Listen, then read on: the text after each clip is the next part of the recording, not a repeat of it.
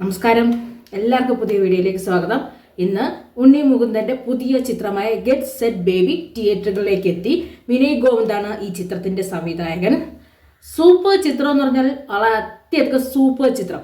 ഈ ടീം ഈ ചിത്രത്തെ കുറിച്ച് പറഞ്ഞെന്നാണ് IVF സർഗോട്ടി റിലേറ്റഡ് ആയ വിഷയത്തിൽ പ്രധാനം ചർച്ച ചെയ്യുന്ന ഒരു വിഷയമാണ്. പക്ഷേ ഇതൊരു കുടുംബ ചിത്രമാണ്. ഒരു ജീവിതത്തിൻ്റെ ഒരു നേർക്കാഴ്ചയാണ്. ഒരു കുടുംബം, ആ കുടുംബത്തിൽ ഒരു കുഞ്ഞില്ലാത്തത് കൊണ്ട് അവരനുഭവിക്കുന്ന മെൻ്റൽ സ്ട്രെസ്സ്, അല്ലെങ്കിൽ ഒരു ജോലി, ആ ജോലി കൃത്യമായിട്ട് ഇല്ലാത്തത് കൊണ്ട്, ശമ്പളം ഇല്ലാത്തത് കൊണ്ട് നമുക്ക് അനുഭവിക്കേണ്ടി വരുന്ന മെൻ്റൽ സ്ട്രെസ്സ്, അതുപോലെ തന്നെ തൊഴിലിടങ്ങളിൽ അനുഭവപ്പെടുന്ന മത്സരം, എന്താണ് സ്വന്തം ജോലി എന്ന് നോക്കാതെ ഞാൻ മുമ്പേ എന്ന് ഓടാനുള്ള മനുഷ്യൻ്റെ ശ്രമം, ഇതെല്ലാം കൂടി ചേർത്ത ഒരു ഗംഭീര ട്രീറ്റായിരുന്നു ഈ സിനിമ എന്ന് പറയുന്നത്. രണ്ട് വ്യക്തികൾ വിവാഹം കഴിക്കുന്നു, അവരൊരു കുടുംബമാകുന്നു, ഉടനടി അവർക്ക് കുട്ടി ഉണ്ടാകണം. ഇത് ഏറ്റവും അധികം നിർബന്ധം ആർക്കാണ്? അവരെ കുടുംബക്കാർക്കാണ്, കൂട്ടുകാർക്കാണ്, അടുത്തിരിക്കുന്നവർക്കാണ്. അങ്ങനെ കുറേ പേരുടെ ചോദ്യത്തിനുള്ള മറുപടി ആയിട്ടാണ് ചിലർ മിക്കവാറും കുട്ടി എന്നുള്ളത് കാര്യത്തിലേക്ക് ഇത്രയധികം ഫോക്കസ് ചെയ്ത് ലൈഫിൽ കുറച്ച് ഡിസ്റ്റർബൻസുകൾ എത്ര ഉണ്ടെങ്കിലും ഇത് നേടിയെടുക്കണം എന്നുള്ള ഒരു ചിന്ത മനസ്സിൽ വരുന്നത്. കാര്യം സൊസൈറ്റിയെ ഫേസ് ചെയ്യാൻ വയ്യ. സൊസൈറ്റിക്ക് വേണ്ടിയിട്ടാണ്. നമുക്ക് വേണമെങ്കിൽ ഇത്തിരി കൂടി സമയം എടുക്കാം, പക്ഷേ സൊസൈറ്റിയെ പേടിച്ചു അയ്യോ ഇത് കിട്ടിയേ പറ്റൂ, അല്ലെങ്കിൽ ഈ പ്രൊഫഷനിൽ ജോലി ചെയ്യുന്നവരില്ലേ, നിങ്ങളൊരു ഡോക്ടറല്ലേ, നിങ്ങൾക്ക് കുട്ടിയില്ലേ, നിങ്ങൾ വീട്ടുകാരൊക്കെ ഇത്രയും നല്ല എഡ്യൂക്കേറ്റഡ് അല്ലേ, അല്ലെങ്കിൽ നിങ്ങളെ വീട്ടിൽ പാരമ്പര്യമായിട്ട് നിങ്ങളെല്ലാവർക്കും ഈ പ്രശ്നങ്ങളൊന്നും ഇല്ലാത്തവരല്ലേ, പിന്നെ നിങ്ങൾക്ക് എന്തു പറ്റി? ഇത്തരം ചോദ്യങ്ങൾ ഈ സൊസൈറ്റിയിൽ എപ്പോഴും സൊസൈറ്റിയിൽ ആവർത്തിച്ച് വരുന്ന ഒരു അനാവശ്യ ചോദ്യങ്ങളാണ്. കല്യാണം കഴിഞ്ഞോ, കുട്ടിയായോ, ജോലിയായോ?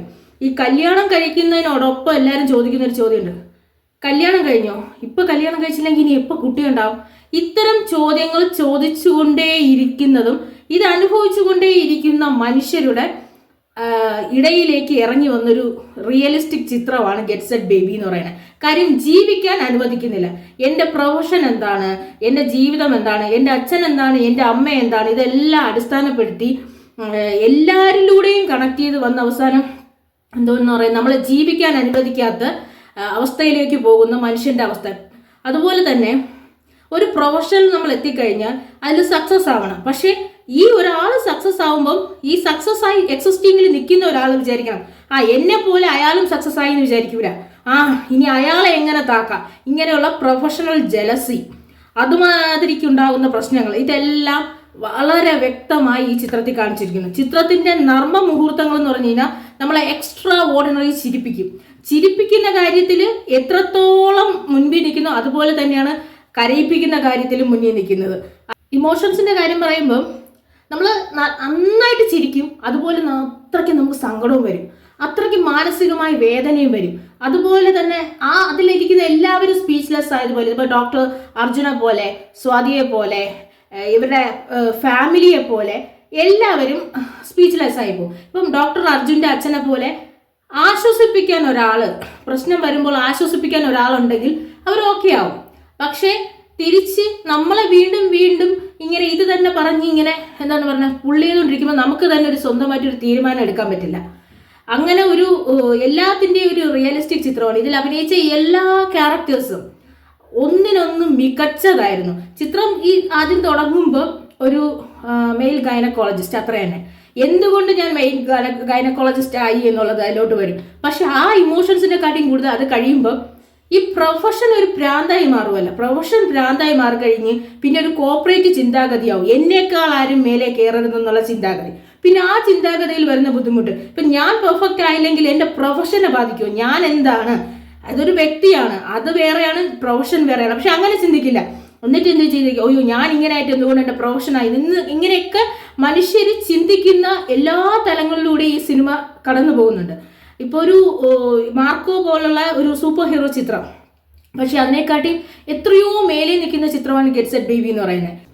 മാർക്കോ എന്ന് പറയുന്ന ചിത്രം അതൊരു വയലൻസ് ചിത്രമാണെങ്കിൽ അതിനെക്കാട്ടിയും വലിയ വയലൻസ്, മെൻ്റലി വയലൻസ് ആയി പോകുന്ന ചിത്രമാണ് ഗെറ്റ് സെറ്റ് ബേബി എന്ന് പറഞ്ഞത്. ഒരു ഫിസിക്കൽ അറ്റാക്കിനെക്കാട്ടിയും കൂടുതൽ നമ്മളെ തകർക്കുന്നത് നമ്മളെ മെൻ്റലി നമ്മളെ അറ്റാക്ക് ചെയ്യുമ്പോഴാണ്. അപ്പം നമ്മൾ ഈ മെൻ്റലി ഇത് അനുഭവിച്ചൊക്കെ എത്ര ആളുകളോട് നമ്മൾ ഓരോ ദിവസവും എന്താണ് അവരുടെ കുറവുകളെ ചോദിച്ച് എന്താണ് ക്വസ്റ്റ്യൻ ചെയ്യുക. പിന്നെ ഒരാളൊരു പ്രൊഫഷണലായാലും ശരി പേഴ്സണലി വളർന്നു വന്നാൽ അവരെ നശിപ്പിക്കാൻ വേണ്ടി എന്തൊക്കെ ചെയ്യാൻ പറ്റും. ഇപ്പം ആസ് എ ഡോക്ടറാണോ ലോയറാണോ ഒന്നും നോക്കൂല, ഞാൻ എന്താണെന്ന് പോലും നോക്കൂല, മറ്റേ ആൾ അതേ പ്രൊഫഷനിൽ വരുന്ന ആൾ തകർക്കാനുള്ള ശ്രമം, ഇങ്ങനെയുള്ള എല്ലാ കാര്യങ്ങളും ചിത്രത്തിൽ വന്നിട്ട് നർമ്മ മുഹൂർത്തങ്ങൾ എന്ന് പറഞ്ഞു കഴിഞ്ഞാൽ അത് എക്സ്പീരിയൻസ് ചെയ്യുന്നത് ഇതെന്ന് പറയുന്നത് ഫ്രഷ് കോമഡി ആയിപ്പോയി. അത്രയ്ക്ക് ഫ്രഷ് ആയിരുന്നു ഓരോ നർമ്മ മുഹൂർത്തങ്ങൾ. എടുത്തു പറയേണ്ട അഭിനയം എന്ന് വെച്ച് കഴിഞ്ഞാൽ ജോണി ആൻ്റണി ചെയ്യേണ്ട അഭിനയമാണ്. എന്തോരു എന്ത് രസമായിട്ടാണ് സീരിയസ് വിഷയത്തിനെയും ഈ പിന്നെ എന്താണ് പറയുന്നത് നമ്മൾ ചിരിപ്പിക്കേണ്ട മുഹൂർത്തം എല്ലാം നല്ല ഗംഭീരമായിട്ട് ചെയ്തിട്ടുണ്ട്. അതുപോലെ തന്നെയാണ് ഇതിൽ ഡോക്ടർ അർജുനന്റെ അച്ഛൻ്റെ ക്യാരക്ടർ ചെയ്ത വ്യക്തി, ആളും എത്ര സമാധാനിപ്പിക്കാൻ എന്ത് കഴിവോടുകൂടി സമാധാനിപ്പിക്കുന്നു. അതും വളരെ വളരെ എന്താണ് എക്സ്ട്രാ ആയിട്ട് വളരെ നീറ്റായിട്ട് ഇതിനകത്ത് കാണിച്ചിട്ടുണ്ട്. രവിയേട്ടനും സുജയും അവരുടെ ജീവിതവും ഇവരായാലും ശരി അവരെടുക്കുന്ന ഒരു എഫേർട്ട്, ഒരു കുട്ടിക്ക് വേണ്ടി എടുക്കുന്ന അവരുടെ എഫേർട്ട്, പിന്നെ അതേ സമയത്ത് നമ്മൾ കാണും മറ്റൊരാൾ എഫേർട്ട്ലെസ് ആയിട്ട് ഒരു കുട്ടികളെയും കൊണ്ട് പോകുന്നത്. ഇതെല്ലാം സൊസൈറ്റിയിലുണ്ട്, എല്ലാ സൊസൈറ്റിയിലുണ്ട്. പക്ഷേ ഈ സൊസൈറ്റിയെ ഫേസ് ചെയ്യുക എന്നുള്ളതാണ് ഒരു ബുദ്ധിമുട്ട്. എന്ത് പ്രശ്നം വന്നാലും ആ സൊസൈറ്റിയെ ഫേസ് ചെയ്ത് നിൽക്കാൻ കഴിവില്ലാത്ത മനുഷ്യർ, ഇപ്പം നമുക്കായാലും ഇല്ല, ആ ഒരു കഴിവ് നേടിയെടുക്കുക എന്നുള്ളതാണ് ഈ ചിത്രം പറഞ്ഞിരുന്നത്. എന്ത് പ്രശ്നം വന്നാലും ഈ സൊസൈറ്റിയെ നേരിട്ട് പിടിച്ചു നിൽക്കുക. ഇതുപോലെ തന്നെയാണ് നമ്മളെ പേഴ്സണൽ ഇഷ്യൂസ് ഇങ്ങനെ ചോദ്യം ചെയ്യുമ്പോഴാണ് നമുക്ക് ഏറ്റവും അധികം നമ്മൾ തളർന്നു പോകുന്നത്. ഈ തളർച്ച വരുത്താൻ വേണ്ടി തന്നെയാണ് മറ്റുള്ളവർ നമ്മളടുത്ത് ചോദിക്കുന്നത്. അത് ഈ ചിത്രം കാണുന്നവർക്ക് നന്നായിട്ട് മനസ്സിലാവും. മെന്റലി നമ്മളെ ഡൗൺ ആക്കിയിട്ട് കയറി പോകാൻ ശ്രമിക്കുക. അപ്പോൾ അവരുടെ മുമ്പിൽ ഒന്ന് ശക്തിയായിട്ട് നിന്ന് കഴിഞ്ഞാൽ ഒന്നും അല്ലാതായി മാറും. എന്ത് പ്രയാസം മുന്നിൽ വന്നാലും നമ്മൾ അവരുടെ മുമ്പിൽ ഫേസ് ചെയ്ത് നിന്നിട്ടുണ്ടെങ്കിൽ പിന്നെ അവർക്ക് നെക്സ്റ്റ് ഒരു ചോദ്യം കൂടി ചോദിക്കാൻ പറ്റത്തില്ല. അങ്ങനെ എല്ലാം കൊണ്ടും ശരിക്കും പറഞ്ഞാൽ മാർക്കോയുടെ ഒരു മാർക്കോയുടെ ലെവലിൽ ചിന്തിക്കില്ല. മാർക്കോയുടെ ഇതാണൊരു എന്താണ് പറഞ്ഞ ഒരു ഫാമിലി വയലൻസ്, ഒരു കുടുംബം നിലനിർത്തി കൊണ്ടുപോകാനുണ്ട്, ഒരു പ്രൊഫഷൻ നിലനിർത്തി കൊണ്ടുപോകാൻ എടുക്കുന്ന ഒരു വയലൻസ്. അതായിരുന്നു ഈ ചിത്രം. സൂപ്പർ എക്സ്പീരിയൻസ് എന്ന് പറഞ്ഞു കഴിഞ്ഞാൽ ഇതൊരു ഇൻഫോർമേഷനാണ്. നമ്മളെ ആരെങ്കിലും എന്തെങ്കിലും ഇതുപോലൊരു ചോദ്യം ചോദിച്ചാൽ നമുക്ക് പറഞ്ഞു കൊടുക്കാം, അതാ ഈ ചിത്രം നിങ്ങൾ പോയി കണ്ടു നോക്ക്, നിങ്ങൾ ഈ ചിത്രം കൊണ്ടുപോയി കണ്ടു നോക്ക്, നിങ്ങളിങ്ങനെ കൊല്ലാതെ നിങ്ങൾ പോയി കണ്ടു നോക്ക്, എന്താണ് നിങ്ങളിങ്ങനെ അറ്റാക്ക് ചെയ്യാതെ കണ്ടു നോക്ക്, ഇത് കണ്ടിട്ട് നിങ്ങൾക്ക് പറയാൻ തോന്നുന്നുണ്ടോ, ഇത് കണ്ടു നോക്ക്, ഇങ്ങനെയല്ലേ നമ്മൾ ഇതിലൂടെയല്ലേ കടന്നു പോകുന്നത്, ഇത് പറഞ്ഞു കൊടുക്കാൻ പറ്റുന്ന അത്രയും ഗംഭീരമായ ട്രീറ്റ് ഉള്ള ഒരു ഉഗ്രൻ സിനിമ. ഈ ചിത്രത്തിനെ കുറിച്ച് പറയാൻ പോരായ്മകളെന്ന് പറയാൻ ഒന്നുമില്ല.